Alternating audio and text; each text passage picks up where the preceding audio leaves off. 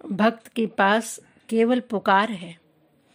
ज्ञानियों के पास विवेक होता है, अनुभव होता है, और कर्म योगी के पास कर्म का फल होता है, पर उसके पास केवल पुकार है। देखो, अगर कोई तप करे तो वो तपस्वी हो जाता है, यज्ञ करे तो उसको याज्ञिक कहते हैं, अगर वो तीर्थ करे तो तीर्थाटक हो जाता है, भोग करे तो भोगी हो जाए। लेकिन प्रेमी तो बस भाव में डूबा रहे, भाव का प्राकट्य ही उसकी पुकार है। श्रीमद् भागवत कहती है कि जिस समय भौतिक जगत में, जीवन में तुम्हें परमात्मा की जब सबसे अधिक आवश्यकता लगती है ना, उस समय तुम पुकार के अलावा कुछ कर भी नहीं सकते। भीष्म पितामह अब परिक्रमा नहीं कर सकते, आरती नहीं कर सकते, बस स्तुति करते हैं, पुकार करते हैं। जब वो बाणों की शैया पर लेटे हुए थे, गज भी अब कुछ कर नहीं सकता, डूबने ही वाला है, शरीर पूरा डूब चुका है, बस ऊपर सूंड ही बाकी है। वो तप करेगा, यज्ञ करेगा, जप करेगा, कुछ नहीं। हे गोविंद, हे गोपाल, हे दयालुनाथ, हे दीनानाथ, बस वो यही पुकार रहा है। द्रौपदी भी उस वक्त कुछ न कर सकी जब कौरवों से घिरी थी, केवल मुरली वाले से प्रार्थना की थी। चले आए, जिसने भी प्रभु के गुण गाए, प्रभु दौड़े चले आए। भक्त के पास तो केवल पुकार है, वो और कुछ करना नहीं जानती, बस वो तो यही कहना जानती है। हो मोहन आओ तो सही, हो गिरधर आओ तो सही, माधवे मंदिर में मीराबाई एकली खड़ी। हो मोहन आओ तो सही, हो गिरधर आओ तो सही, माधवे मंदिर में मीराबाई एकली खड़ी। इस भजन की पंक्ति में सबसे बड़ा ट्विस्ट तो यही है कि मीराबाई कहती है कि हे माधव, मंदिर में मैं अकेली खड़ी हूं। कई बार ऐसा होता ही है कि हम भीड़ में भी अकेले होते हैं। मीराबाई कहती है कि हे प्रभु, जहां तुमसे मिलने की सबसे बड़ी संभावना हो, वहां तुमसे दूर होना कठिन है। जहां तुमसे मिलने की संभावना ना हो, वहां मिल जाओ तो बात अलग है। कोई मंदिर में उसके ईश्वर से दूर हो जाए, ये कितनी बड़ी विचित्रता है। मैं मंदिर में अकेली खड़ी हूं। और गोपियां भी यही कहती हैं, मैं खोई भी तो कहां पाने वाली जगह पर। जहां तू मिलता है वहां तू छुप जाए तो इससे बड़ी दुर्घटना क्या होगी। मैं तो कालिंदी के तट पर आई थी, जहां तेरे मिलने की सबसे बड़ी संभावना थी। मैं आई भी नहीं थी, तूने स्वयं उदार होकर वंशी बजाकर बुलाया था। सोई जानत जे दे जनाई, जिसे जनाना चाहता था उसे तूने बुलाया और तू छुप गया। मोहन आओ तो सही, हो गिरधर आओ तो सही, मोहन आओ तो सही, गिरधर आओ तो सही, माधवे मंदिर मां मीराबाई एकली खड़ी।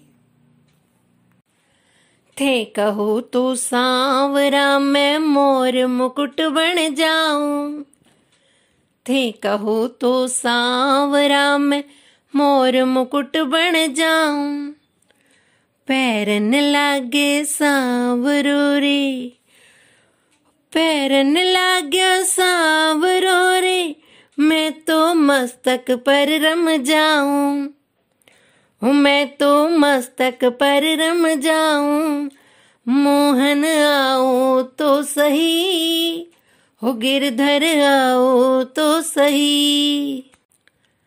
थे कहो तो सांवरों मैं काजलिया बन जाऊं, ओ थे कहो तो सांवरा मैं काजलिया बन जाऊं। और कोई होगा तो यही कहेगा, अरे काजलिया बन जाना कौन सी बड़ी बात है, हम काजल बन जाएं। देखो, भजन में ऐसे गा लेना तो आसान बात है, लेकिन अगर साधना के पथ पर विचार करो ना, तो दिए में रखी आग से दिए को जलाना पड़ता है। जलता है ना, वो उसकी जो कलुषता है, कालापन है, दिए के ऊपर से तो प्रकाश का विस्तार होता है, दिए के नीचे तो कालिक का विस्तार होता है। बहुत जलना पड़ता है। जो जला है वो कृष्ण की आंखों में चढ़ा है। वो काजल भी कच्चे दिए से बनता है, पक्के से नहीं। कच्चा दिया तो हाथ से फिसल जाए तो टूट जाता है। जीवन में, प्रेम में, साधना में भी कुछ ऐसी ही, जाने कब हाथ से फिसल जाए पता नहीं चलता। प्रारब्ध की अग्नि में, प्रारब्ध के दुख और दुखालय से इतनी भरी हुई अग्नि में, जिसने उसके बावजूद भी अपने प्रेम के कच्चे दिए को संभाल लिया और उससे प्रकट हुई भावना की जो कालिमा है, वो कृष्ण के आंखों का काजल बनकर चढ़ती है। साधना में बड़ी रमी है ये गोपियां। थे कहो तो सांवरा मैं काजलिया बन जाऊं, थे कहो तो सांवरा मैं काजलिया बन जाऊं, नैन लगावे सांवरो रे, नैन लगावे सांवरा में, नैना में रम जाऊं, मैं तो नैना में रम जाऊं। हो मोहन आओ तो सही, हो गिरधर आओ तो सही। जैसे हम किसी सुर में कोई गीत ढूंढ लेते हैं ना, ऐसे ही कथा में कृष्ण को ढूंढना। जैसे सुर में गीत मिल जाता है, ऐसे ही कथा में कृष्ण मिल जाता है। थे कहो तो सांवरा मैं जल जमुना बन जाऊं, थे कहो तो सांवरा मैं जल जमुना बन जाऊं, न्यावन लाग्यो सांवरो रे, न्यावन लाग्यो सांवरा में, अंग अंग में रम जाऊं, मैं तो अंग अंग में रम जाऊं। हो मोहन आओ तो सही, हो गिरधर आओ तो सही।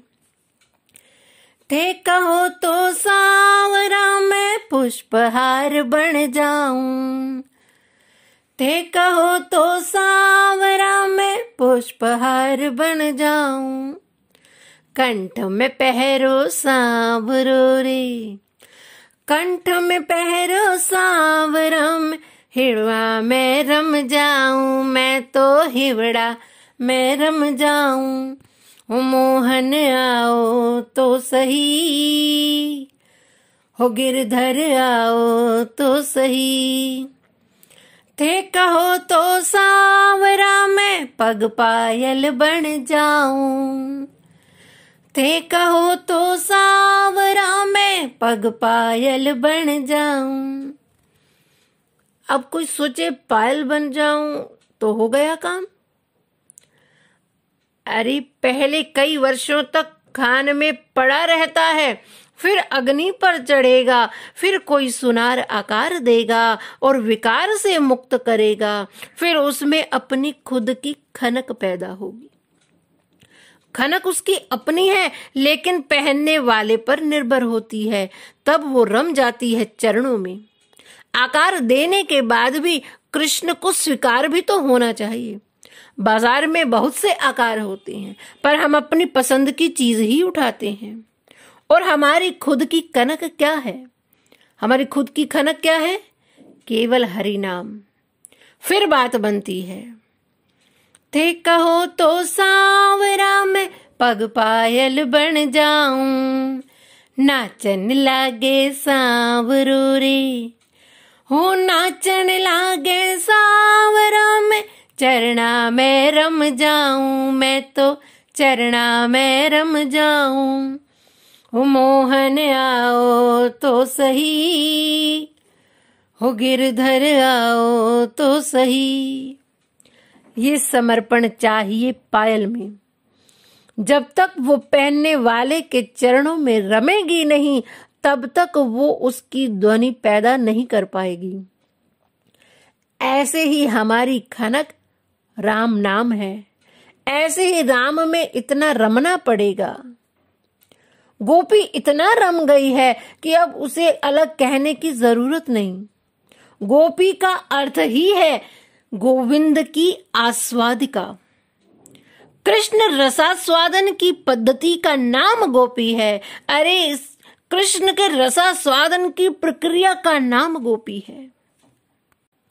अब गोपी के पास केवल पुकार है और वो गोपी की पुकार ही गोपी गीत बन गई। गोपी गीत ये गोपी की पुकार भी है और ये पुकारने की योग्यता भी देती है।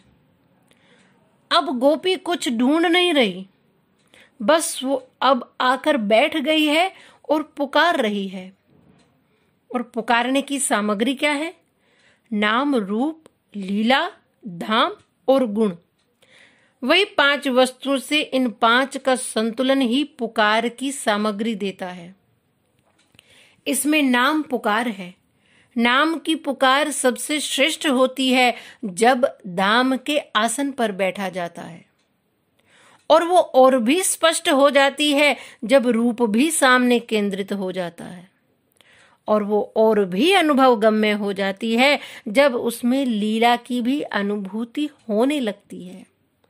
जब उसमें गुणों का भी समावेश हो जाए तो वो पुकार पूरी हो जाती है। गोपी गीत के 19 श्लोकों में नाम, दाम, रूप, लीला और गुण का ही वर्णन है। गीता में श्री कृष्ण कहते हैं मनमना भव, और श्रीमद् भागवत में सुखदेव जी गोपी के लिए कहती हैं तन मनस्कास। यहाँ गीता का उपसंहार लग गया तो ये गीता गोपी में घटित हो गई तो गोपी गीत हो गई, प्रेम लक्षणा से युक्त हो गई और दिव्य गोपी गीत का गायन हुआ। आचार्यों का कहना है कि जो 19 श्लोक गोपी गीत के हैं, वस्तुतः तो ये श्री राधा रानी जी के मुख से ही प्रकट हुए हैं। अद्भुत बात तो ये है कि सब गोपियों ने प्रिया जी के सहित एक साथ मिलकर गाया है। सोचिए कि कोई एकदम नया गीत गाए जो पहले कभी ना गाया गया हो, और नए गीत की रचना एक साथ बहुत से लोगों के मन में क्या हो सकती है। नया गीत गाने को सीखने में भी कितना अभ्यास लगता है। उस समय सबके भीतर राधा तत्व विराजमान हो गया है। प्रिया जी की कृपा सब पर बरस रही है। प्रिया जी ने अपने भाव का संचार सब गोपी के हृदय में कर दिया है। तब समस्त गोपियां प्रिया जी के अनुगत्य में एक साथ गोपी गीत गा रही हैं। सुखदेव जी की कृपा से आज हमें भी वो गोपी गीत तो प्राप्त हो गया है। पुकार तो हम भी रहे हैं, पर बस पुकार में पवित्रता की कमी है। और भगवान की एक ही डिमांड है कि निर्मल मन जन सो मोहि पावा। निर्मल मन जब हो जाएगा तो हमारी पुकार भी स्वीकार हो जाएगी। गोपी तो हम नहीं बन सकते, लेकिन गोपी के भाव की आकांक्षा में डूबे हुए किसी रसिक का अनुग्रह प्राप्त करके कम से कम इस गीत का एक बिंदु मात्र अंश तो प्राप्त कर सकें। हमें गोपी गीत इसलिए नहीं सुनना चाहिए कि हम गोपी गीत को गा सकें। गोपी गीत हमें इसलिए सुनना चाहिए ताकि हम अपना गीत गा सकें। जब गोपी गीत सूरदास जी ने सुना तो ये सूरदास जी का गीत बन गया, और जब मीरा ने उसे सुना तो ये मीरा का गीत बन गया। गोपी गीत इतनी कृपा करे कि हम अपने वास्तविक गीत को गा सकें। हमारा तो अभी कोई गीत ही नहीं है। गोपी गीत हमारा गीत तभी बनेगा जिस दिन हमारे हृदय में गोपी उतर जाएगी, तो ये गीत भी हमारा गीत बन जाएगा। ये गोपियां कोई सामान्य नहीं है। अनेकों बार ये भगवान को प्राप्त कर चुकी हैं। ये गोपियां वही ऋषि हैं जिन्होंने रघुनाथ जी को पाया था। ये गोपियां वही श्रुतियां हैं जिन्होंने श्री नारायण को पाया था। जब भगवान रस रूप में प्रकट हुए, आज गोपी ने उन्हें पूरा पा लिया। जिनका संयोग पूरा है उनका वियोग भी पूरा है, लेकिन हमने तो पूरा पाया ही नहीं। हमारा संयोग भी अधूरा और वियोग भी अधूरा है। लेकिन करें क्या? हाँ, अभिनय तो कर सकते हैं। कई बार अभिनय करते करते ऐसी परिपक्वता आ जाती है कि वो अभिनय सच्चा होने लगता है। नकल भी कई बार असल होने लग जाती है।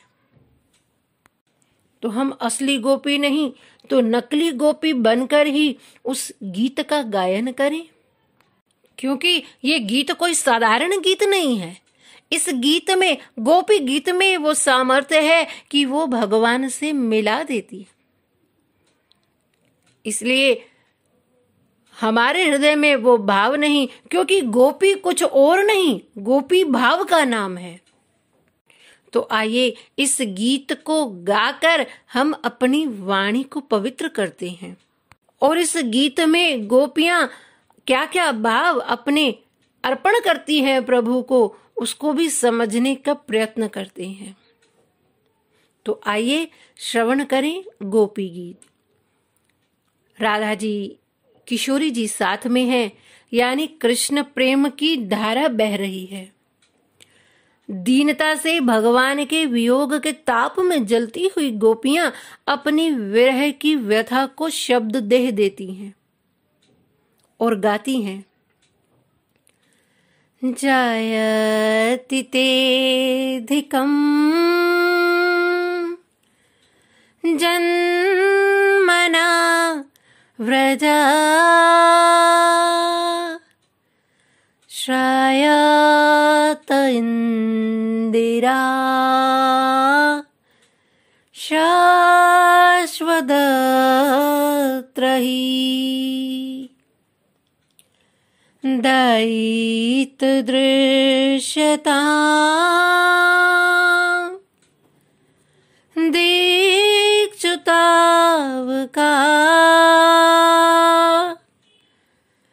त्वयि धृता सब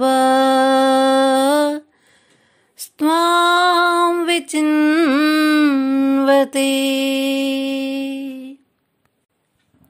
गोपी गोपाल को पुकारती है, लेकिन जय घोष करना नहीं भूलती, आचरण नहीं भूलती। संसार में जब किसी का कोई प्रिय चला जाता है तो वो शोक में डूब जाता है। गोपी से उसका कृष्ण छुप गया, जिसके भरोसे वो सब कुछ ताक पर लगाकर आ गई थी। उसके बाद भी वो जय घोष करना नहीं भूली। जयति तेऽधिकम्। उद्रेक में हम अक्सर अनुशासन भूल जाते हैं, सब मति भ्रम हो जाता है। उसी दशा को रसाभास कहते हैं। वहीं रस बिखर जाता है, व्यतिरेक हो जाता है। गोपियां अभी भी अपने अनुशासन समर्पण को नहीं भूली हैं। गोपी जयकार करती है, भगवान को पुकारने का स्थान है श्रेष्ठ धाम व्रज। जयति तेऽधिकं जन्मना व्रज। ब्रज भी कोई जियोग्राफिकल लोकेशन नहीं है, ये इमोशनल लोकेशन है। पुकार के लिए लोकेशन इमोशनल ब्रज हो। संसार में तो छिप सकते हैं, लेकिन ब्रज में नहीं छुप सकते। क्यों? क्योंकि यहाँ तो आप जन्म ले चुके हो। अगर आप प्रकट होते तो फिर अंतर्धान होने की भूमिका होती। अगर कोई आवाहित होता है तो विसर्जित होता है। आवाहन का परिणाम विसर्जन है और प्रकट का परिणाम अंतर्धान है। गोपियां याद दिला रही हैं श्री कृष्ण को, ये भी आपके साथ पहली बार हुआ है कृष्ण। हमको पता है कि इस चीज का आपको ज्यादा अनुभव नहीं है। गोस्वामी जी लिखते हैं, राम जी भी आए तब भय प्रगट कृपाला, दीन दयाला, कौशल्या हितकारी। राम जी प्रगटे, सब प्रगटे हैं। प्रगट होना अलग बात है। जैसे वायु व्याप्त है लेकिन पंखा उसे प्रकट करता है, और जब पंखा बंद कर दो तो वायु अंतर्धान हो जाती है वहीं, पर उसका अनुभव समाप्त हो जाना ही अंतर्धान है। पर गोपी कहती है मेरा तो अनुभव अभी समाप्त ही नहीं हुआ। कृष्ण आप आवाहित नहीं हो। वामन के रूप में आप आवाहित हुए थे, अदिति ने पयोव्रत का पालन किया था। वाराह के रूप में आप आवाहित हुए थे, ब्रह्मा जी ने तपस्या की थी और आपका आवाहन किया था। आप उनकी प्रार्थना से प्रकट हुए थे। आवाहन का विसर्जन होता है और प्रकट का अंतर्धान होता है। पर ठाकुर जी अनेकों लीलाओं में आप आवाहित हुए, प्रगटे, पर इस बार तुम जन्मे हो। जब आप प्रगटते हो तो रामनवमी होती है, जब आप आवाहित होते हो तो वामन द्वादशी होती है, पर जब आप जन्मते हो तब जन्माष्टमी होती है। इसलिए कृष्ण के आगमन को हम कृष्णाष्टमी नहीं कहते, कृष्ण जन्माष्टमी कहते हैं। वहां जन्म प्रधान है और जन्म अजन्मा का प्रधान है। आज का उत्सव इसलिए नहीं है कि कृष्ण आए हैं, आज का उत्सव इसलिए है कि कृष्ण जन्मे हैं। आज अजन्मा ने जन्म लिया है। भगवान विधिवत गर्भ में अवस्थित हुए हैं। इसमें कोई उनकी ईश्वरता में कोई फर्क नहीं पड़ा। कर्तुम अकर्तुम अन्यथा कर्तुम समर्थये इति ईश्वरः। सत्य परम कहकर देवता भगवान की गर्भस्तुति करते हैं। सत्यव्रतम सत्य परम त्रिसत्यम, सत्यस्य योनिं निहितं च सत्ये, सत्यस्य सत्यमृतं सत्यनेत्रं, सत्यात्मकं त्वां शरणं प्रपन्नः। देवता भगवान को सत्य सत्य कहकर उनकी स्तुति गा रहे हैं। हे प्रभु, विधिवत जन्म लिया है आपने ब्रज में, इसलिए तो आज का उत्सव है। जन्मा भगवान इससे पहले शिव जी ने नहीं देखा था। जन्मा भगवान अभी तक देवताओं ने, ऋषियों ने नहीं देखा था। आज जन्म की अष्टमी हुई है। कृष्ण ने जन्म ग्रहण किया है। इसलिए गोपी कह रही है ये जो आपका छुपना है ना, ये जस्टिफाई नहीं हो सकता। भगवान स्वयं कहते हैं कि मेरा जन्म और कर्म अति दिव्य है। तो गोपियां कहती हैं प्रभु आप जन्म ले चुके हो, अब आप छिप नहीं सकते। आप ब्रज में जन्म ले चुके हो और आपका जन्म लेना इतना आनंदमय है कि अब हमें वैकुंठ भी नहीं जाना। कहा करूं वैकुंठ ही जाए, जहां नहीं नंद जहां नहीं यशोदा, जहां नहीं गोपी ग्वारन गाय। परमानंद चतुर ग्वालिनी, ब्रज रज तज मेरी जाए बलाय। हे गोविंद, जब से आप प्रकट हुए हो ना, इस ब्रज की शोभा स्वर्ग से भी बढ़ गई। हे गोविंद, जब से आप प्रकट हुए हो ना, तब से लक्ष्मी जी भी बैकुंठ को छोड़कर वृंदावन में रह रही हैं। लक्ष्मी जी आपको पाने के लिए बेलवन में तपस्या कर रही हैं। लक्ष्मी जी अभी भी तप में हैं और हे गोविंद हम तितिक्षा में हैं। तपस्या और तितिक्षा में एक अंतर है। अप्राप्त की प्राप्ति ये तपस्या है और प्राप्त की प्राप्ति तितिक्षा। लक्ष्मी जी अभी भी तप में है और आप उन्हें अभी भी मिले नहीं हो। हे गोविंद, आप तो कृपा करके हमें मिल ही गए थे। लेकिन हमारे ही अपराध के कारण हमने आपको फिर से खो दिया गोविंद। ये हमारे ही किसी कर्म का फल है जो हमने पाकर भी आपको खो दिया। आपने तो हम पर बहुत कृपा की थी गोविंद। हे श्याम सुंदर, तीनों लोकों में आप जैसा कोई दयालु नहीं और हम जैसी कोई दुखियारी नहीं। आप हमें दर्शन दीजिए गोविंद, हमारा दुख दूर कर दीजिए ताकि आपका दयालु नाम सार्थक हो जाए। हे गोविंद, आप जानते हैं तुम्हारी ये गोपियां जिन्होंने तुम्हारे चरणों में ही अपने प्राण समर्पित कर रखे हैं, वन वन भटक कर तुम्हें ढूंढ रही हैं। हे गोविंद, हमें दर्शन दो। शरद दाशये साधु जात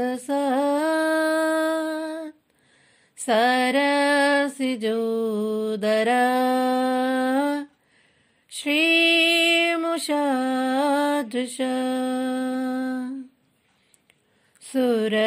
सुरतनाथ ते अशुल्क दासिका वरदनेग्नतो नेह किं वध। कृपा की सबसे बड़ी अनुभूति क्या है? कि भगवान की दृष्टि हम पर पड़ जाए। जब हम संत भगवान का दर्शन करने जाते हैं तो हम संत का दर्शन करते हैं तो हमारे हृदय में क्या भाव उठता है? कि संत की नजर हम पर पड़ जाए। वैष्णव जन संतों से प्रार्थना करते हैं कि कम से कम हमारे ऊपर दृष्टि डाल दीजिए। वास्तव में दीक्षा का अर्थ ही दृष्टि डाल देना है, सृष्टि बदल देना नहीं, उसे देखने की दृष्टि बदल देना है। सारा क्रम ही दृष्टि का है। ठाकुर जी की दृष्टि कभी नहीं बदलती। अपने भक्त के सामने चाहे वो वाराह, कूर्म, हयग्रीव, राम, कृष्ण बनकर आ जाएं, लेकिन यदि भक्त को ठाकुर जी की नजर की पहचान है तो वो किसी भी रूप में उसके सामने आ जाएं, उसके हृदय में रस का संचार हो जाता है। और ये हुआ भी। हमने स्वयं भक्तमाल में श्री तुलसीदास जी के चरित्र में भी श्रवण किया था कि जब श्री तुलसीदास जी वृंदावन में कृष्ण जी का दर्शन करते हैं तो कृष्ण के दर्शन में भी उन्हें राम ही नजर आए। तुलसीदास जी कहते हैं, हे प्रभु, आप रूप तो बदल सकते हो लेकिन आपके नेत्र नहीं बदल सकते। आपके नेत्र तो वही हैं। और जिस समय नरसिंह भगवान प्रकट हुए थे, सब देवता भी वहां पर उस सभा में जो जो उपस्थित था सब थर थर कांप रहे थे नरसिंह भगवान के रूप और उनकी गर्जना को सुनकर। केवल एक प्रहलाद जी ही हाथ जोड़कर शांत भाव से उस झांकी को निहार रहे थे। क्यों? क्योंकि भक्त अपने भगवान की नजर को पहचानता है। प्रहलाद जी समझते थे कि ये मेरे ठाकुर जी हैं, ये मेरे नारायण हैं जो इस रूप में प्रकट हुए हैं। ये सारा क्रम ही दृष्टि की है, क्योंकि ठाकुर जी की दृष्टि कभी नहीं बदलती। परमात्मा की दृष्टि करुणामय है। उनके नेत्रों से सदैव करुणा बरसती रहती है। सूरदास जी नित्य मंदिर जाते थे। लोग कहते थे कि सूरदास जी, आपके तो नेत्र ही नहीं है, आप मंदिर जाकर क्या देखते हो? सूरदास जी ने कहा, मेरे नेत्र नहीं है ना, मेरी दृष्टि उन तक नहीं पहुंचती, लेकिन मैं मंदिर इसलिए जाता हूं, अगर मैं ठाकुर जी को नहीं देख सकता तो कम से कम ठाकुर जी तो मुझे देखते हैं ना, वो तो मुझे देखते हैं ना, उनकी दृष्टि तो मुझ पर पड़ती है ना। ये भाव है भक्तों का। शास्त्रों में सब देवताओं की पूजा का और उनकी पूजा के फल का सब विधान बताया गया है कि किस देवता की पूजा करने से किस प्रकार का फल मिलेगा, किस प्रकार की पूजा करने से किस प्रकार की कामना पूरी होगी। लेकिन ठाकुर जी ने स्पष्ट कर दिया कि यदि मेरी दृष्टि पड़ गई ना तो मिलने की बात तो दूर, जो है वो भी छीन लूंगा। ठाकुर जी ने कोई कमिटमेंट नहीं किया देने का। क्यों? वो क्यों छीन लेंगे सब कुछ? मधुकर श्याम हमारे चोर।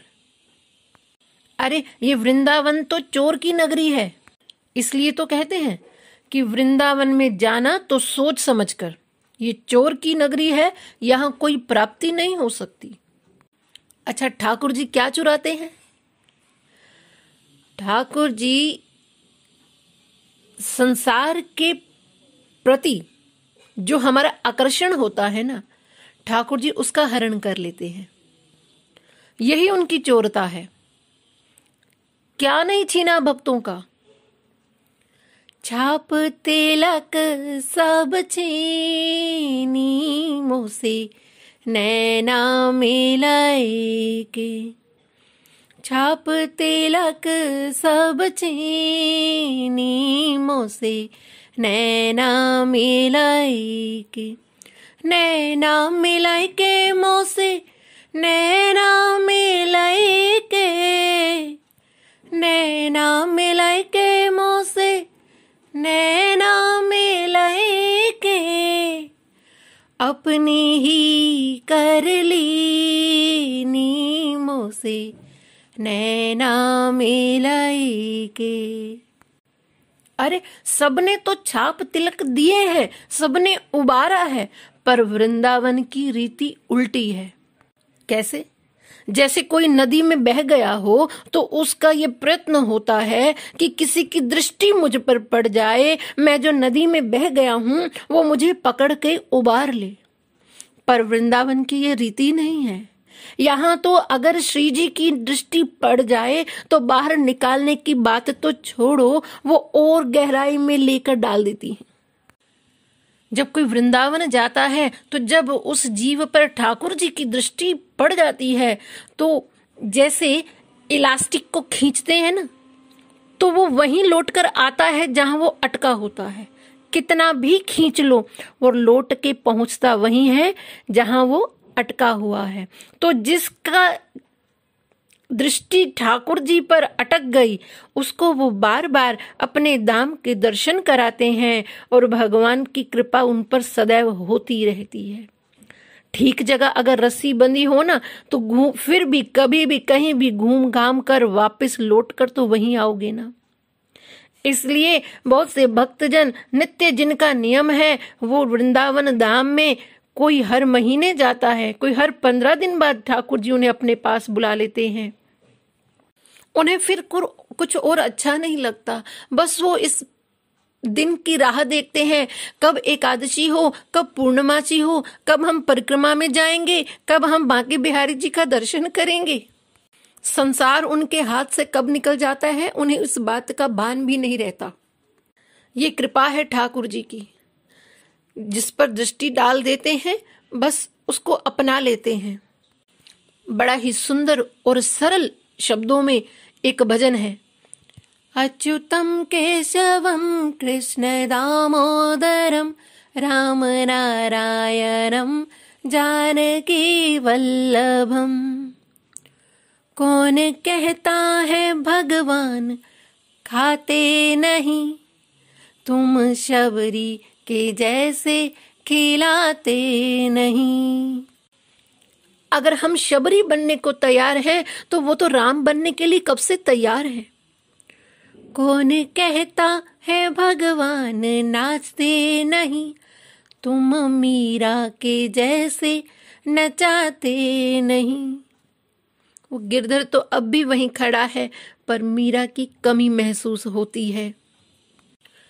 तो वृंदावन का सफर करके तो हम भी निकल रहे हैं, लेकिन अभी हम पर ठाकुर जी की दृष्टि नहीं पड़ी। लेकिन जिन पर ठाकुर जी की दृष्टि पड़ गई है वो यही कहते हैं, छाप तिलक सब छीनी, मुँह से नैना मिलाई के। अच्छा, इसमें छाप और तिलक को ये जो हम अपने मस्तक पर लगाते हैं ना, ये मान लेते हैं, लेकिन इसका इस तिलक से कोई मतलब नहीं है। ये छाप तिलक जो हम अपने मस्तक पर लगाते हैं, ये केवल तिलक नहीं, ये स्वयं साक्षात भगवत स्वरूप श्री राधा रमन जी बैठे हैं। ये भाव है। अरे छाप धर्म नहीं लगाता, छाप तो संसार लगाता है। जब हम पैदा हुए तो सबसे पहले छाप ये लगी कि किस वर्ण की, किस कुल के, किस गोत्र के, और हमारा सरनेम क्या है। ये संसार की छाप है, जिम्मेदारियों का तिलक है। तिलक करने का अर्थ होता है अधिकारत्व, अधिकार देना। जब एक स्त्री की मांग भरता है पति, तो ये मेरे अधिकार के क्षेत्र में आ गया, अब मेरा उस पर अधिकार हो गया है और उसका मुझ पर अधिकार हो गया। ऐसे बहुत सारे तिलक हम पर लगाए गए हैं। अरे तुम इस माथे पर लगाए हुए तिलक की बात कर रहे हो? अरे ये तिलक तो उन सब तिलकों से बचने के लिए है। ये छाप तो उन बाकी सब छापों से बचने के लिए है। अब इस तिलक के लगने से ना संसार बचा, ना अधिकार बचा, जिसको श्री कृष्ण कहते हैं सर्वधर्मान परित्यज्य। जब भी हम किसी के माथे पर ये तिलक देखते हैं तो हम क्या कहते हैं? हम ये नहीं कहते अरे ये बहुत बड़ा सेठ आ गया, ये डॉक्टर आ गया, ये इंजीनियर आ गया, ये फलां का पुत्र आ गया। उस तिलक को देखकर हम क्या कहते हैं? अरे ये तो कोई भक्त आ गया। फिर उसकी और कोई पहचान नहीं रहती। ये पहचान एक भगवान और भक्त की बन जाती है। अरे ये तो बड़े भक्त हैं। एक तिलक का दर्शन करने मात्र से ही हम उस जीव की भक्त की श्रेणी में रख देते हैं। तो ये जो छाप है, ये जो तिलक है, ये संसार के सभी तिलकों से बचने का एक उपाय है। संसार में तिलक कब लगता है? तिलक जीत पर लगता है, तिलक यात्रा पे लगता है, तिलक स्वागत पे लगता है। उपलब्धि को तिलक कहा गया है। संसार में जितनी उपलब्धियां होती है उन सबको तिलक, उन सबको छाप कहा गया है। इसलिए उस तिलक को, उस छाप को भक्ति से जोड़ने की आवश्यकता नहीं है। और भक्ति का तिलक तो और तिलकों को लगाने की जगह ही नहीं छोड़ता।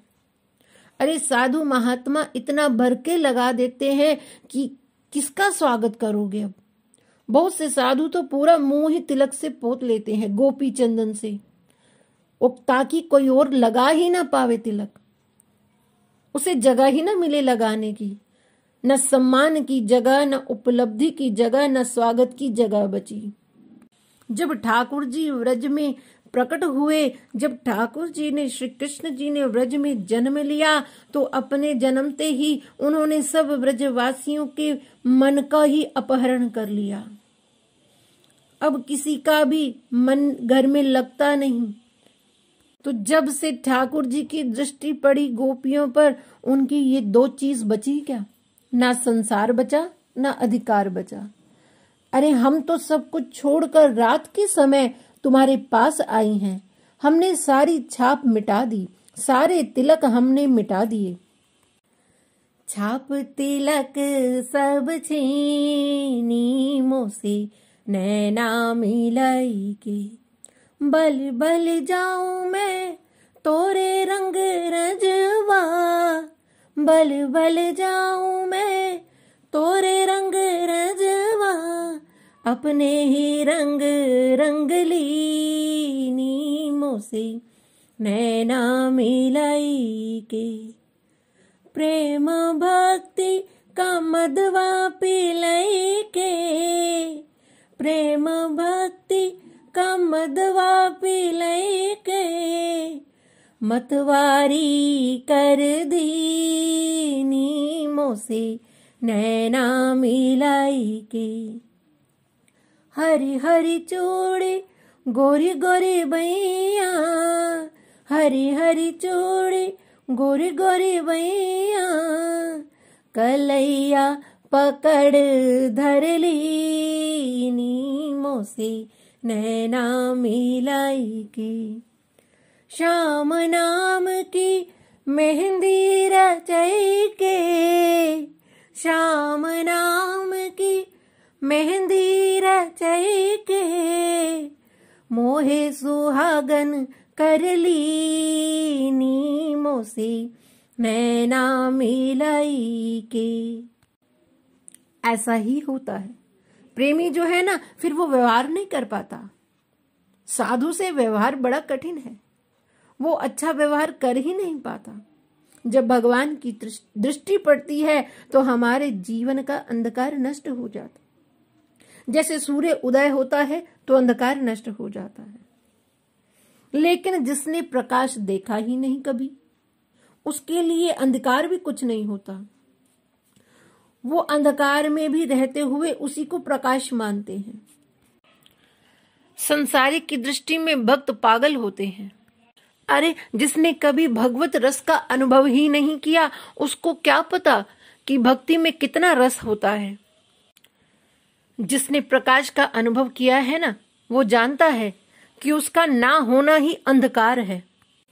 जैसे हम सूरज की रोशनी में बैठे हैं और जो ही हम कमरे में जाएंगे तो पूरी लाइट जल रही है कमरे में, लेकिन कुछ क्षण के लिए अंधकार का अनुभव होता है। जरा कुछ मिनट लग जाते हैं हमारी आंखों को बदलने में। लेकिन अगर कोई अंधकार में ही रहा हो, उसे प्रकाश का कोई अनुभव ही नहीं है, तो उसके लिए तो वो अंधकार ही प्रकाश है। यही तो माया है। संसारी तो केवल संसार को प्राप्त करने में ही रमा रहता है। यही तो अंधकार है। और सच बात तो यह है कि अंधकार को प्रकाश के बारे में पता ही नहीं है। एक कथा है कि एक बार अंधेरे ने जाकर नारायण से शिकायत की कि प्रभु, प्रकाश जो आपका दूसरा पार्षद है ना, ये बड़ा चंचल है। मैं जहां जाता हूं ये वहीं चला आता है। इसको जरा समझाओ कि मेरा भी कोई अस्तित्व है कि नहीं। हालांकि अंधकार का कोई अस्तित्व नहीं है। अस्तित्व की अनुपस्थिति का नाम ही अंधकार है। भगवान ने कहा, अच्छा ठीक है, बुलाते हैं प्रकाश को। ए प्रकाश, प्रकाश इधर आओ। प्रकाश प्रकट हो गया। प्रभु ने कहा, तुमने अंधकार को बड़ा परेशान कर रखा है।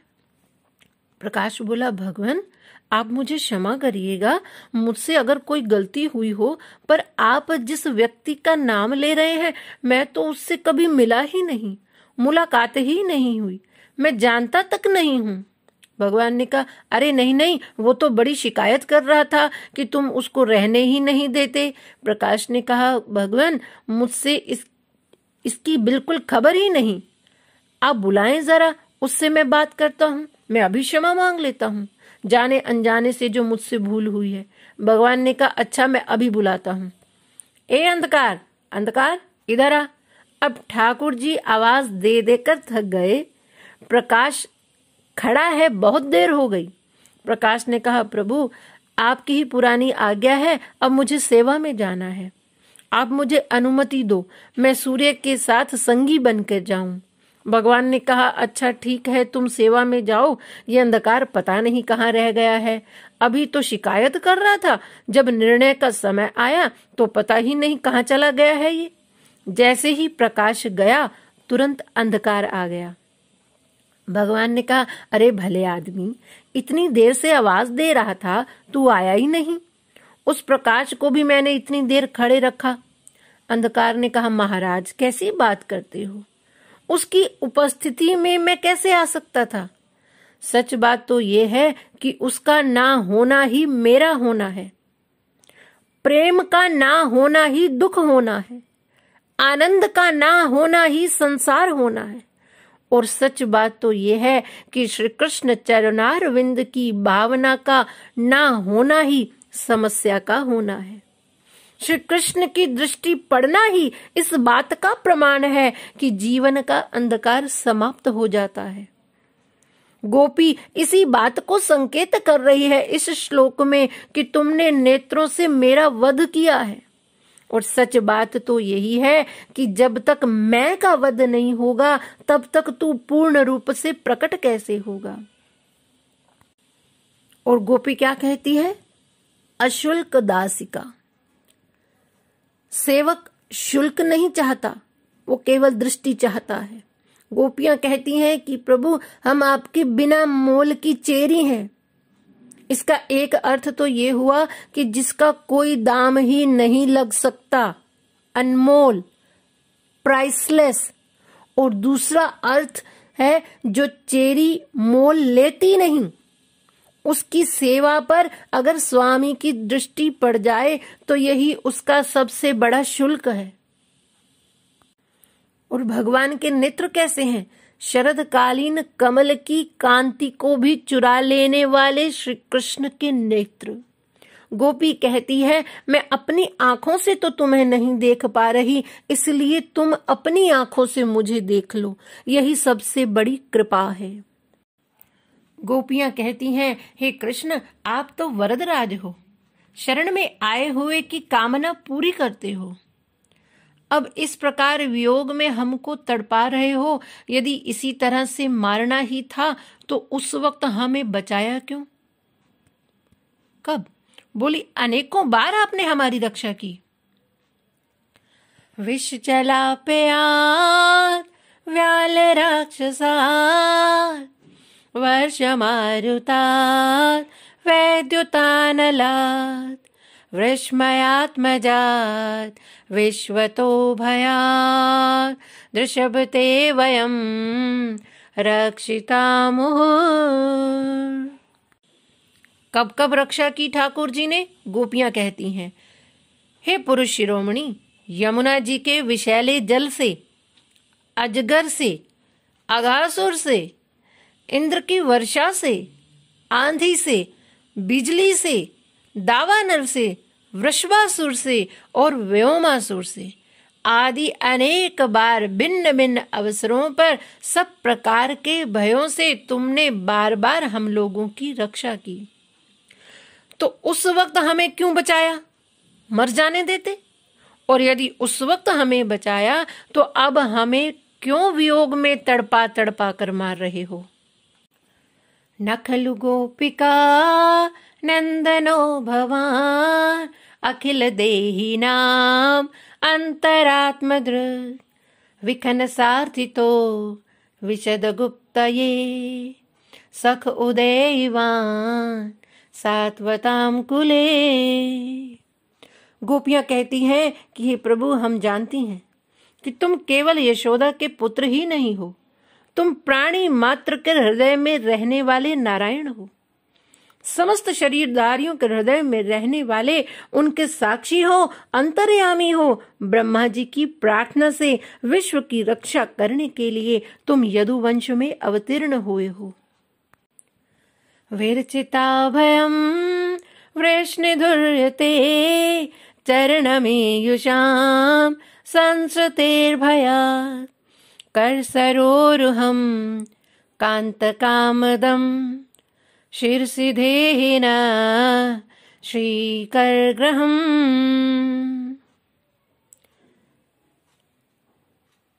हे श्याम सुंदर, तुमने सात्विक कुल में जन्म लिया है। हे यदुवंश शिरोमणि, तुम अपने प्रेमियों की अभिलाषा पूरी करने वालों में सबसे आगे हो।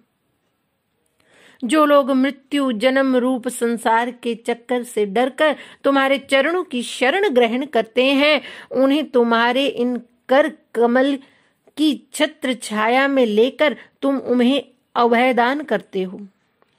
भय को मिटाने वाला, हर कामना को पूरी करने वाला तुम्हारा कर सरोरु हे कांत हमारे मस्तक पर भी रखो, ताकि हमारी कामना भी पूरी हो जाए। अच्छा, हमारी कामना क्या है? केवल तुम्हारे मुख कमल के दर्शन की। हे व्रजवासियों के दुख को दूर करने वाले, हम तुम्हारी दासियां तुमको भजती हैं। प्रकट हो जाओ, अपने मुख कमल का दर्शन कराओ।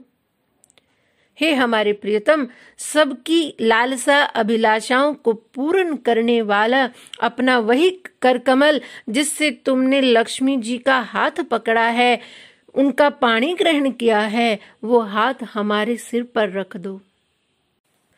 व्रजनातिहं वीरयोषिता निज जनस्म्य ध्वंसनस्मिता, भत्सके भव किंकरी स्मनो जलरुहाननम चारुदर्शय। हे श्याम सुंदर, तुम सभी ब्रजवासियों का दुख दूर करने वाले हो। तुम्हारी मंद मंद मुस्कान की एक झलक ही तुम्हारे प्रेमी जनों के सारे मानमद को चूर करने के लिए पर्याप्त है। हे प्यारे, हमसे रूठो मत। हम तो तुम्हारी दासी हैं, तुम्हारे चरणों पर न्यौछावर हैं। हमें अपना वो परम सुंदर सांवला मुख कमल दिखलाओ। अरे तुम तो कृपा करके हमें मिले ही थे, लेकिन हमारे ही अपराध के कारण आज हम तुम्हें गवा बैठी हैं, और अपने उस अपराध की क्षमा मांगने के लिए ही, उन अपराधों को मिटाने के लिए ही हम तुम्हारे चरणों में प्रणाम करती हैं।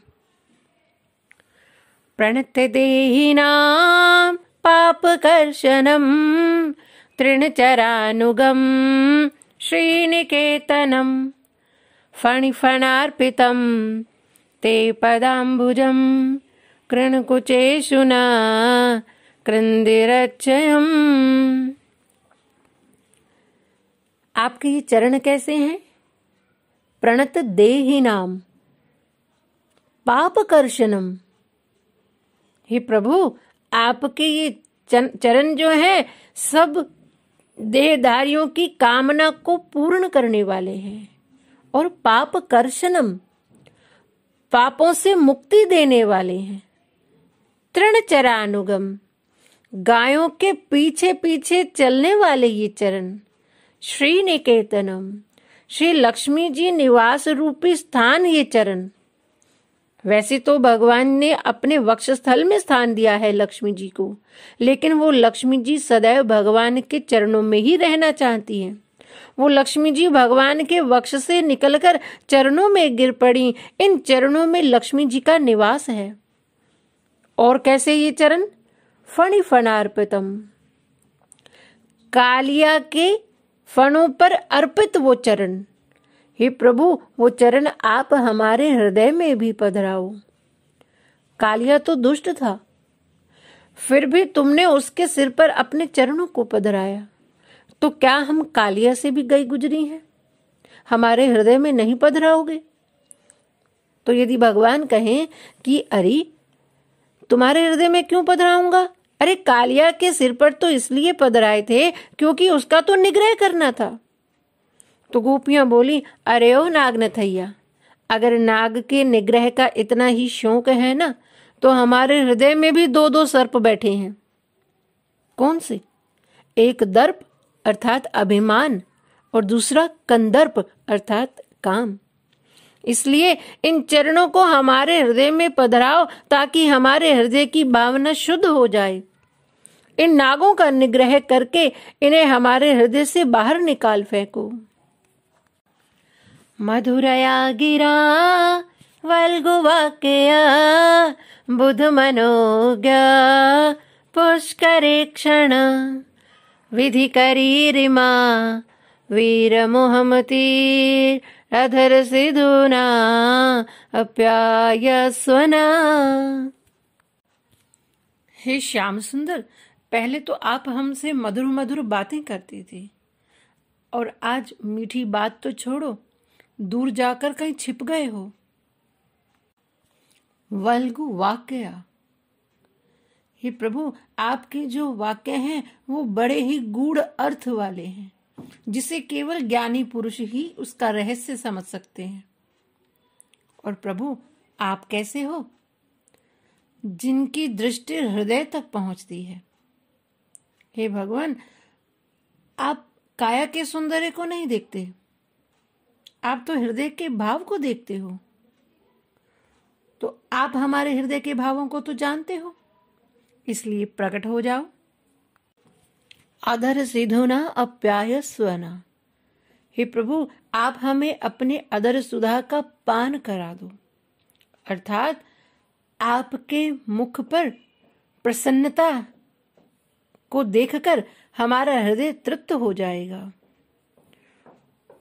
और हे प्रभु, यदि आप हमसे पूछो कि अगर मेरे लिए तुम्हारे मन में इतना सच्चा प्रेम है तो तुम अभी तक जिंदा क्यों हो, मर क्यों नहीं गई? हाँ, हम मरी नहीं है, जिंदा हैं। इसका कारण भी हम तुम्हें बतलाती हैं, सुनो।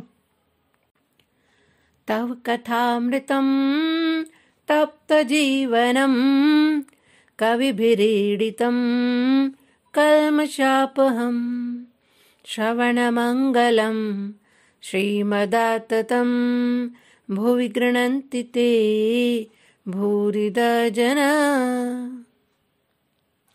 तुम्हारे कथा रूपी अमृत को पीकर हम जिंदा हैं। तुम तो मार ही डालते अपने वियोग में। तुम्हारी कथा रूपी अमृत ने हमें जिंदा रखा है। अरे तुमसे तो तुम्हारी कथा श्रेष्ठ है।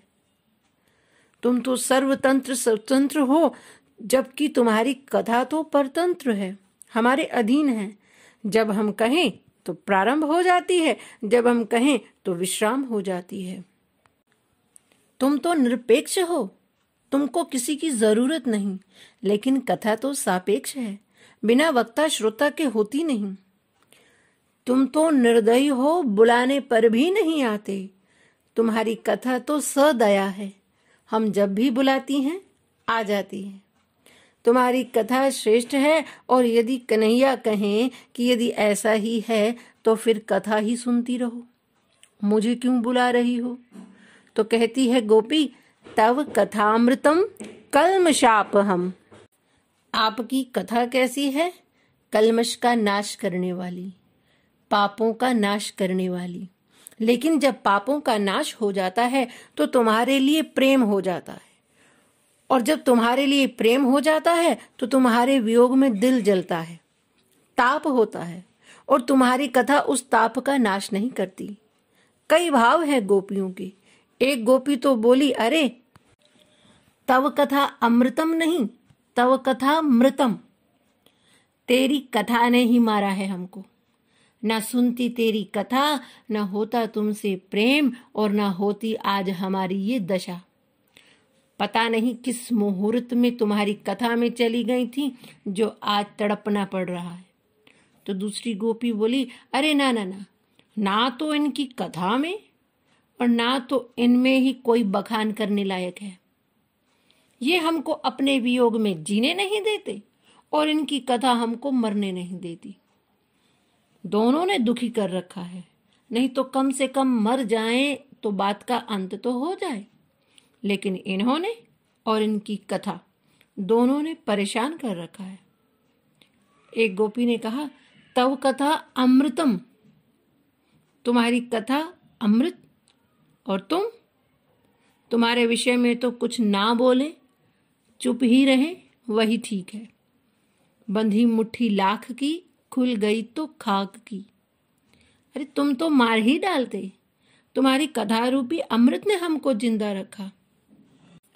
जन साधारण जो दुख के कारण तप्त हैं, शोक संतप्त हैं, उनके लिए तुम्हारी कथा जीवन बन जाती है।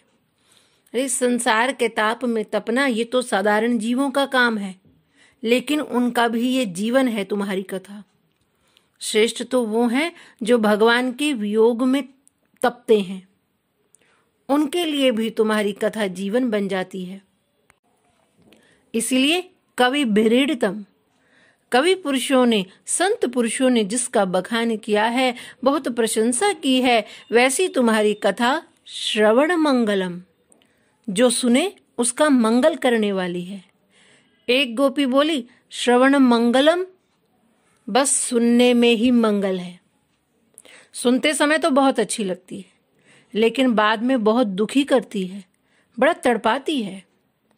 फिर यही विचार आता है कि देखो, रोज हम कथा सुनते थे, 7 दिन पता ही नहीं चले कैसे गुजर गए, और अब देखो दिन कितना लंबा लग रहा है।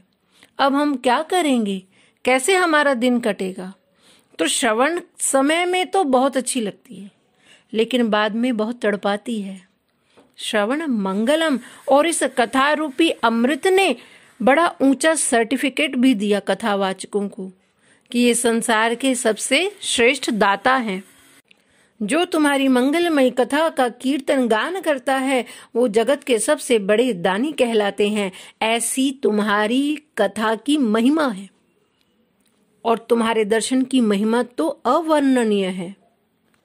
प्रहसितं प्रिया प्रेमवीक्षणं विहरणं च ते ध्यानमङ्गलम् रहसि संविदो याहृदस्पर्श कुहकनो मना शोभयन्ति ही। इस श्लोक में प्रेम मिश्रित गुस्सा है। इस श्लोक में गोपियां श्री कृष्ण को प्रिय भी कहती हैं और कपटी भी कहती हैं। क्यों कहती हैं? गोपियां कहती हैं कि हे प्रभु, पहले आप हमें देखकर मुस्कुराते भी थे और हमसे मीठी मीठी बातें भी करते थे। आपका हर एक कृत्य मंगलमय होता था, लेकिन आज आप कहां छिप गए? अरे आप बहुत बड़े कपटी हो। जहां प्रेम होता है ना, वह मर्यादा भी छूट जाती है। हे प्रभु, आपकी वो मधुर विहार, एकांत में तुम्हारे साथ जो संवाद हमने किया, प्रभु वो दिल को छू लेने वाला, अब वो हमें बार बार उसकी याद आती है और हमारा हृदय दुख में इतना तड़प रहा है कि हे प्रभु, पहले तो आप हमें ये बताओ कि पहले तो तुम हमारे भीतर प्रेम जगाते हो और फिर तुम कहीं छिप जाते हो, हमें अपने वियोग में तड़पाते हो। ऐसा कपट करते क्यों हो? ये खेल क्यों खेल रहे हो हमारे साथ? अरे तनिक हमारी प्रेम को तो देखो। फिर अगले श्लोक में क्या कहती हैं? चलसि यद्व्रजाचारयन् पशून् नलिन सुंदरम नाथ ते पदम शीलतृणांकुर सीदतीति न कलिलतां मन कांत गच्छति। चलसि यद्व्रजाचारयन् पशून्। हे प्रभु, जब आप दिन के समय में वन में गाय चराने के लिए जाते हो तो तुम्हारे नलिन सुंदरम नाथते पदम। हे प्रभु, आपके सुंदर कोमल कमल जैसे चरण शिल तृणांकुर। तो जब इन चरणों में कंटक लगते होंगे, तुम्हारे तो चरणों में लगते हैं पर हमारे दिल में लगते हैं। क्यों? क्योंकि तुम्हारे चरणों को हमने अपने दिल में पधराया है। दिन भर हम तुम्हारे वियोग के ताप में तपती रहती हैं। और वो तो दिन की बात होती है प्रभु, तो हमारे हृदय में इतनी पीड़ा होती है ये सोच सोच कर कि आपको कितने कंकड़ पत्थर आपके पैरों में चुभ रहे होंगे। वो पीड़ा हम महसूस करती हैं। और प्रभु, और ये तो वैसे भी रात्रि का समय है, इन कोमल चरणों में कितनी पीड़ा हो रही होगी। इस चिंता से तो हमारे प्राण ही निकले जा रहे हैं। तुम तुरंत आकर हमारे प्राणों की रक्षा करो। दिन परीक्षये नीलकुंतले वनरुहानुरम बिभ्रदावतम घनरजस्वलम दर्शयन् मुहुर् मनसि न स्मरं वीर यच्छसि। दिन परीक्षये, दिन भर प्रतीक्षा करते करते जब संध्या का समय होता था, तब तुम संध्या में वापस लौट आते थे। आगे आगे गैया, पीछे पीछे तुम तो गायों के खुर से उड़ी हुई धूल से भर जाते थे। वैसे ही हे श्याम सुंदर, लेकिन हो तो तुम सांवले रंग के, लेकिन तब आप पांडुरंग हो जाते हो। उस वक्त तुम्हारे मुखचंद्र पर काले घुंघराले लंबे बालों की अलकें नृत्य कर रही होती हैं। और उस मुखारविंद का जब हम दर्शन करती हैं तो हमारे मन में कामना जागृत होती है, तुम्हें मिलने की, तुम्हें पाने की। उसी प्रकार रोज तुम सुबह चले जाते थे वन में और शाम को आपके दर्शन, उस मुख माधुरी का दर्शन करके हमारे हृदय को आप बार बार प्रेम के बाणों से बींधा करते थे। लेकिन प्रभु, आज तो उसकी चरम सीमा ही हो गई। आप गए, हमसे छुप गए हो, हमसे मिल भी नहीं रहे हो। पहले तो हमें वेणु गान करके आपने हमें अपने पास बुलाया, हमारे साथ लीला विहार किया और फिर छोड़कर चले गए। हे प्रभु, हम आपको कब से पुकार रही हैं, लेकिन आप आ नहीं रहे हो। जब आप सुबह वन में चले जाते थे तो हम दिन भर आपके चरणों का ही स्मरण करती थी कि उनमें कहीं कोई शिल तृणांकुर न चुभ गया हो। हे प्रभु, दिन भर आपके चरणों का स्मरण करते करते तब हमें आपका वो सुंदर कमल जैसा मुख कमल के दर्शन होते थे। इसलिए हे प्रभु, क्योंकि आपके चरणों का स्मरण आपसे मिला देती है, इसलिए हम केवल आपके तुम्हारे उन्हीं चरणों में नमस्कार करती हैं, क्योंकि जो इन चरणों में नमस्कार करता है उसकी हर कामना पूर्ण हो जाती है। इसलिए अगले श्लोक में गोपियां उन चरणों की महिमा गाती हैं। प्रणत कामदम पद्मजार्चितम धरणी मंडनम धेमापदी चरण पंकजम शंतभम च ते रमणनास्तनेश वर्पयादिहन्। प्रणत कामदम, प्रणाम करने मात्र से ही कामनाओं की पूर्ति हो जाती है। इसलिए प्रणाम करने वालों की कामना पूर्ण करने वाले आपके ये चरण कौन से? पद्मजार्चितम, ये चरण लक्ष्मी जी के द्वारा पूजित आपके ये चरण। और कैसे चरण? धरणी मंडनम, धरती के लिए शोभा रूप।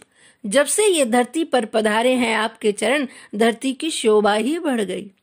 धेमापदी, हे प्रभु, विपदा में ध्यान करने योग्य आपके ये चरण। हे रमण, आप हमारे हृदय में पधराओ और ये वियोग का जो ताप है उसको शांत कर दो। देखो, हमारे संतों ने 4 प्रकार के अमृत कहे हैं। चरणामृत, पंचामृत, अधरामृत और कथामृत। चरणामृत एक प्रकार से गंगा जी।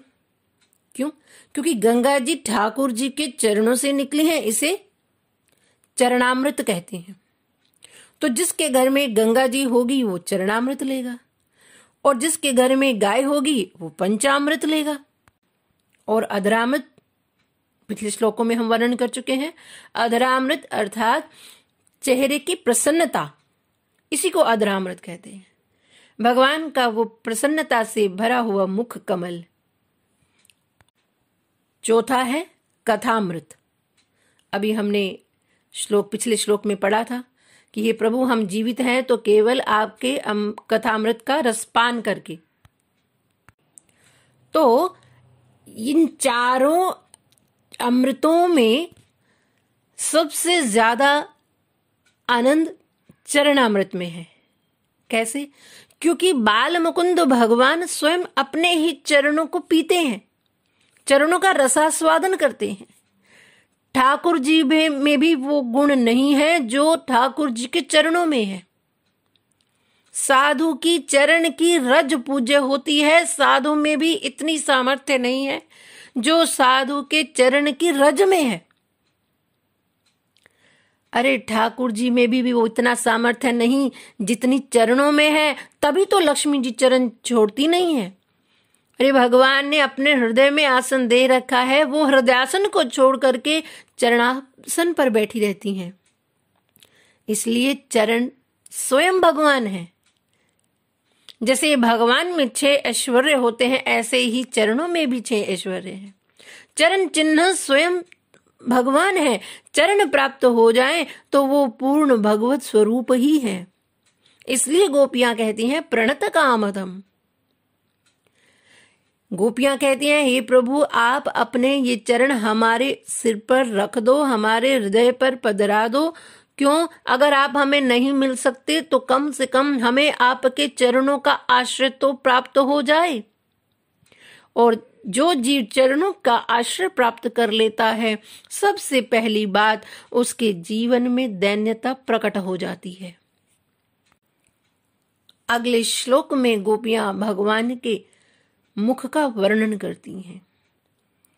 सुरतवर्धनम शोकनाशनम स्वरितवेणुना सुष्ठुचुम्बितम् इतरराघवे स्मारणं नृणाम् वितरवीरन स्तेधरामृतम्।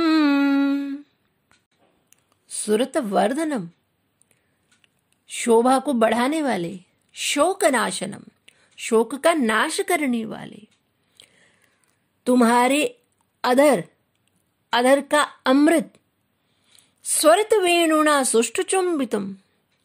वेणु जब अधरों पर स्वरित होती है, बज रही होती है, तब ऐसा लगता है जैसे वेणु तुम्हारे अधरों को चूम रही है। और उन अधरों का अमृत है, वीर हमको पिलाओ। धराया अमृतम धरामृतम न धराया अमृतम इति अधरामृतम। हमारे संतों ने बहुत सुंदर अर्थ किया है। भागवत के विद्वानों ने धरा अर्थात पृथ्वी का अमृत, अर्थात पृथ्वी का अमृत क्या है? सुख। तो धरामृत, लेकिन जो पृथ्वी का सुख नहीं है वही अधरामृत है, यानी जो अलौकिक सुख है। और अलौकिक सुख क्या होता है?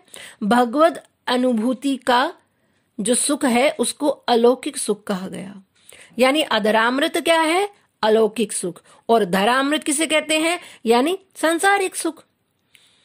तो गोपियां भगवान के बारे में कहती हैं कि प्रभु हम पर दया करो और अपनी अनुभूति का वह अलौकिक सुख हमको कराओ, उस सुख का दान करो। अधरामृत का स्वादन कैसे होता है? प्रसन्नता से। तो अधर का अमृत क्या है? प्रसन्नता। तो हे ठाकुर जी, आप हमें वह प्रसन्न मुख का कमल का दर्शन कराइए। अटति यद्भवा नहनि काननम त्रुटिर्युगायते त्वां पश्यताम् कुटिलकुन्तलं श्रीमुखं च ते जड उदीक्षतां पक्ष्मकृदृशाम्। गोपियां इस श्लोक में भगवान से कहते हैं, अटति यद भवा नहनि काननम। हे प्रभु, जब आप घोर जंगल में, वन में गाय चराने जाते हो तो तुम्हारे वियोग में हमारा समय कैसे बीतता है? क्या कह रही हैं? त्रुटिर युगायते। उस वक्त हे प्रभु हमारा एक एक क्षण युग के समान बीतता है। और फिर जब तुम संध्या समय लौट कर आते हो तब हम कहीं जाकर आपके मुख कमल का दर्शन करती हैं। और जब उस मुख कमल का दर्शन करते करते जब हम इन आंखों से आपको देखती हैं ना प्रभु, तो बीच में जब पलकें आ जाती हैं ना तो बड़ा विक्षेप हो जाता है तुम्हारे दर्शन में। हमसे वो विक्षेप भी सहन नहीं होता है। तब हमें लगता है कि कुटिल कुंतलम श्रीमुखम चते जड़ उदीक्षताम पक्ष्मकृदृशाम्, कि ये ब्रह्मा जो है जिसने ये पलकें बनाई ये जड़ है। अरे ये मूर्ख है जिसने ये पलकें बना दी। क्यों? क्योंकि ये पलकें बार बार तुम्हारे दर्शन में विक्षेप कर रही हैं। हे प्रभु, अरे तनिक हमारे प्रेम को तो देखो, कितना प्रेम करती हैं हम तुमसे, और एक तुम हो कि हमें छोड़कर चले गए। अगले श्लोक में गोपियां क्या कहती हैं? पति सुतान वे भ्रातृबान्धवा रति विलंघय ते अंत्युता गता गतिविदस्तवो गीतमोहिता कितवयोषित कस्तजे निशि। गोपियां कहती हैं कि हे प्रभु, आपको पता भी है कि हमने आपके लिए क्या क्या त्याग नहीं किया। अरे पति सुतान वे भ्रातृबान्धवा, आप इतने निष्ठुर हो गए कि हमें छोड़कर चले गए। अरे तुम्हारे प्रेम में पागल होकर के हमने हमारे पतियों, अपने भाइयों और अपने माता पिता, सगे संबंधियों सबको छोड़कर और बड़ों की आज्ञा का उल्लंघन करके दौड़ करके तुम्हारे पास आ गई। अरे स्त्री होते हुए भी, मर्यादाओं में जकड़ी होते हुए भी, और रात का समय होते हुए भी, और जंगल में होते हुए भी कितना बड़ा साहस किया हमने। और एक तुम हो, हमें इस धरा पे अकेले छोड़कर चले गए। अरे कितने गैर जिम्मेदार पुरुष हो। अरे कोई दूसरा होता तो कहता कि डरना नहीं, मैं हूं ना, और एक तुम हो, जिम्मेदारी का कोई भान ही नहीं, हमें अकेला वन में छोड़कर चले गए। गोपियां कह रही हैं कि वन में अकेला छोड़कर चले गए। देखो, जो ये संसार है ना, ये भी वन है, और कौन सा, भवटवी अर्थात घोर जंगल। गोपियां कह रही हैं कि हे प्रभु, जब हम घोर जंगल में सब कुछ भूलकर, सब कुछ छोड़कर आपके पास अकेली दौड़ी चली आई थी, हमने किसी को अपने साथ लिया नहीं था कि घना जंगल है अब तुम हमारे साथ चलो, नहीं, हम अकेली घर छोड़कर आ गई थी घने जंगल में। लेकिन प्रभु तब भी हमें भय नहीं लगा था, लेकिन अब हमें भय लग रहा है। क्यों भय लग रहा है? क्योंकि प्रभु तब तुम्हारे प्रेम के चलते हम सब भय को छोड़कर साहस करती हुई तुम्हारे पास आ गई। हे प्रभु, अब तुम नहीं हो ना, इसलिए भय लग रहा है। देखो, किसी के दिल तक पहुंचना कठिन है, लेकिन तुम्हारे उद्गीत से मोहित होकर, यहां जो तुमने वेणु बजाई ना, इस वेणु नाद को गोपियां कहती हैं उद्गीत। क्यों? क्योंकि एक होता है उद्गीत जो दिल से गाया जाता है।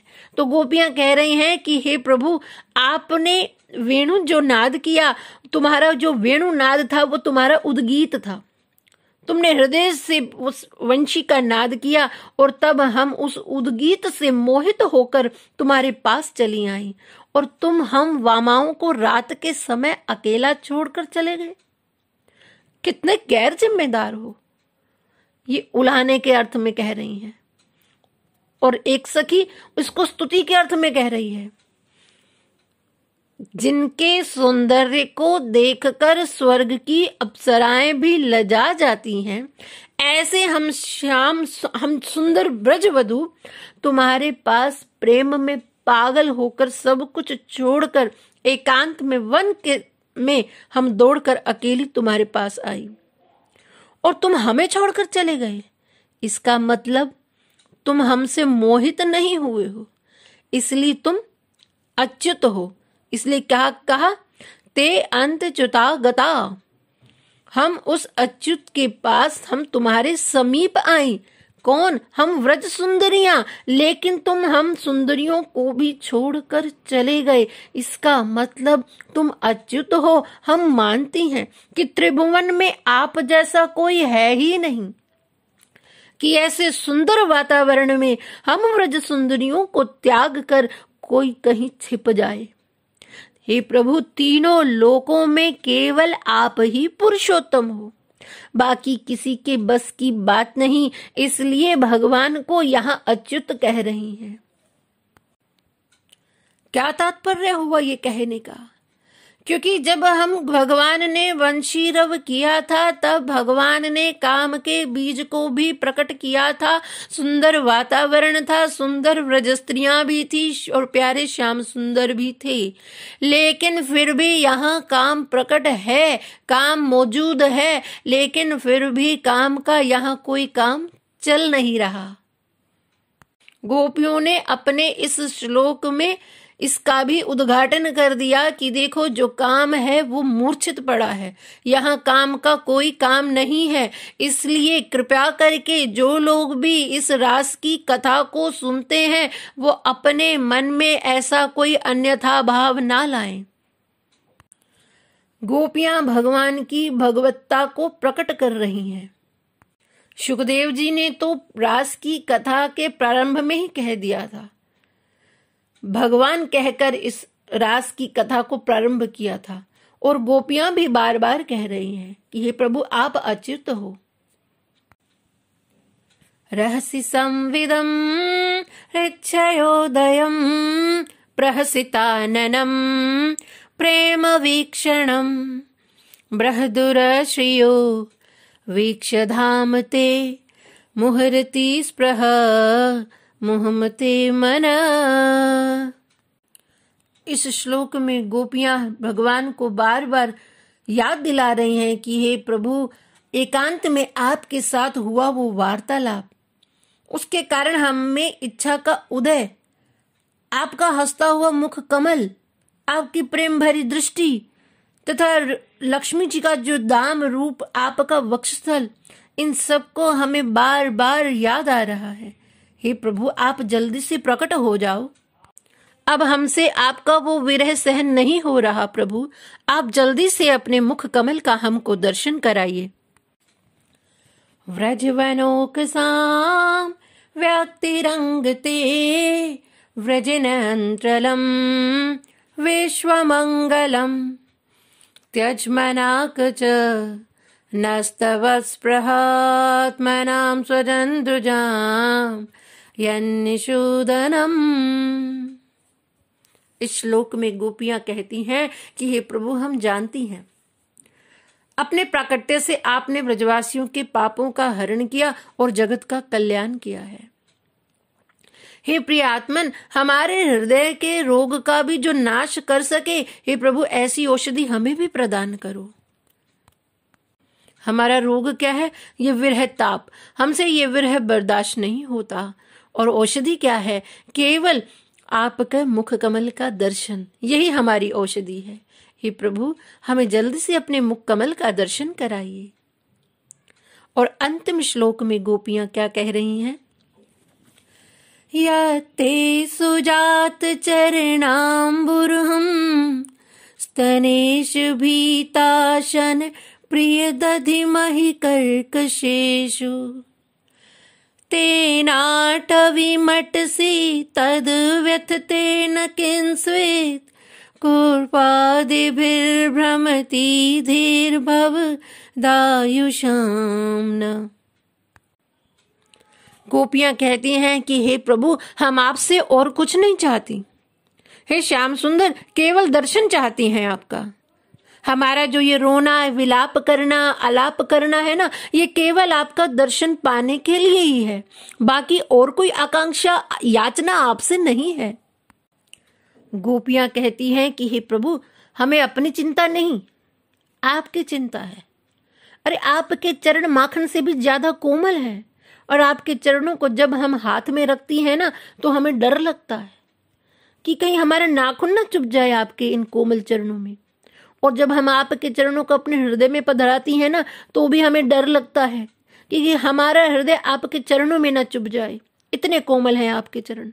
आपके अत्यंत कोमल चरणों को जब हम अपने सिर पर रखती हैं ना प्रभु, तो भी हमें डर लगता है कि कहीं हमारे केश आपके चरणों में ना चुभ जाए। ये भावना है हमारी आपके प्रति। और आप अपने शरीर के प्रति इतने निष्ठुर हो गए कि वन वन में आप भटक रहे हो, वो भी नंगे पांव। ढेरों पत्थर, कंकड़, कांटे चुभ रहे होंगे। कितनी पीड़ा हो रही होगी। आप हमें दर्शन ना दो हमें दुखी करने के लिए, लेकिन आप कम से कम अपने आप को पीड़ा तो मत दो। अरे, कंकड़ पत्थर आपके पैरों में चुभकर कष्ट दे रहे होंगे, ये ठीक नहीं है। आपकी प्रसन्नता के लिए हम आपको याद कर रही हैं। हमें आपसे कोई अपेक्षा नहीं है। हम इसलिए आपको नहीं पुकार रही हैं कि आप हमें सुखी करो। हम तो केवल आपको सुख देने के लिए आपको पुकार रही हैं। जब ऐसा उत्कृष्ट प्रेम हो ना, तो भगवान बैकुंठ से भी आ जाते हैं। यहां तो भगवान कहीं छिपे थे। जब गोपियों ने गाकर अपने भावों को अभिव्यक्त किया, तो भगवान उन भावों को श्रवण करके जो छिपे हुए थे, वो असमर्थ हो गए अपने आप को छिपाने में। और उन भावों को सुनकर भगवान ऐसे विभोर हो गए कि गोपियों के समक्ष प्रकट हो गए। भगवान तो केवल भावग्राही हैं, और भाव का नाम ही गोपी है। ये गोपी गीत भगवान से नहीं मिलाता, गोपी गीत गोपी से मिलाता है। फिर वो गीत गोपी की स्थिति से परिचय कराता है, और फिर उस स्थिति से भगवान प्राप्त होते हैं। गोपी के पथ पर चलने के लिए सबसे पहले आवश्यकता है संकल्प की। भगवान की सबसे बड़ी कृपा तो हम पर यह हुई कि हमें मनुष्य जीवन मिला। बड़े भाग मानुष तन पावा, दुर्लभो मानुष देहा। सबसे बड़े दुर्लभ है मनुष्य का जीवन मिलना। क्योंकि मनुष्य जीवन में अनंत संभावनाओं में एक ये भी संभावना है कि हम भगवत प्राप्ति मनुष्य देह से कर सकते हैं। तो मनुष्य जीवन प्राप्त करके भी अगर हम भगवत प्राप्ति नहीं कर पाए तो ये हमारे जीवन की सबसे बड़ी भूल होगी। ये मनुष्य जीवन हमें केवल सांसारिक उपलब्धियां प्राप्त करने के लिए नहीं मिला। मनुष्य जीवन का एक ही लक्ष्य है, वो है भगवत प्राप्ति। और उस लक्ष्य को पूरा करने के लिए हमें पूर्ण रूप से संकल्पित होना होगा। तो इसलिए गोपी के पथ पर चलने के लिए अर्थात भक्ति के मार्ग पर चलने के लिए सबसे पहली आवश्यकता संकल्प की और फिर दूसरा एकाग्रता की, ताकि वंशी की धुन हम सुन सकें। बंशी खूब बजाई, सिर्फ गोपी ही सुन पाई। अर्थात जो एकाग्र था वही उस वंशी को सुन पाया। जगत के सब कर्तव्य निभाते हुए भी वो इतना तन्मय थी, इतना एकाग्र थी कि उसको कृष्ण की वंशी की ध्वनि सुनाई दे गई। ऐसे ही हम अपने जीवन में सब कर्तव्यों को निभाते हुए भगवान के प्रति हम समर्पित हों। समर्पण का अर्थ होता है कर्तापने से मुक्त होना नहीं है, बल्कि कर्तापन के अभिमान से मुक्त होना है। लेकिन हम ये समझते हैं कि हमें तो कुछ अब करना ही नहीं है, बस जो कुछ करेंगे ठाकुर जी ही करेंगे। और दूसरा, इस बात का भी अभिमान हमें आ जाता है कि अरे हमने तो अपने जीवन में सब कुछ ठाकुर जी पर ही निर्भर कर दिया है। तो समर्पण का अर्थ होता है कर्तापन के अभिमान से मुक्त होना। यही भक्ति का मूल स्वरूप है। ये गोपी गीत कोई सामान्य नहीं है, इसको आध्यात्मिक जगत का सुमेरु कहते हैं। ये समर्पण का शिखरतम स्वरूप है। समर्पण ही भक्ति का मूल स्वरूप है। गोपियां यमुना पुलिन पर आकर बैठकर भगवान के नाम, रूप, गुण, लीला का गुणगान करती हैं। धाम के आश्रय में बैठकर जब व्यक्ति भगवान को पुकारता है तो भगवान स्वतः चले आते हैं। यही इस गीत की विलक्षणता है। इसलिए इस गीत को आध्यात्मिक जगत का सुमेरु कहते हैं, क्योंकि यहाँ पांचों का ही समावेश है, यानी नाम, रूप, धाम, लीला और गुण। इसलिए हम भी भगवान के नाम का आश्रय ले लें और भगवान के नाम का आश्रय लेकर धाम में प्रवेश करें। अक्सर हम लोग जब भी धाम में जाते हैं तो केवल काम को लेकर जाते हैं कि हमारी ये कामना पूरी हो जाए, इसलिए हम गोवर्धन की परिक्रमा लगाने जा रहे हैं। अरे हमारी वो कामना पूरी हो जाए, इसलिए हम जगन्नाथपुरी की धाम की यात्रा करने जा रहे हैं।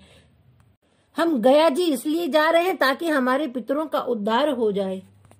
हम कभी भी धाम में बिना कामना के प्रवेश नहीं करते। अरे एक बार तो हम ऐसे जाएं जैसे हमारा वहां कोई प्यारा हो और हम उससे मिलने के लिए जा रहे हैं।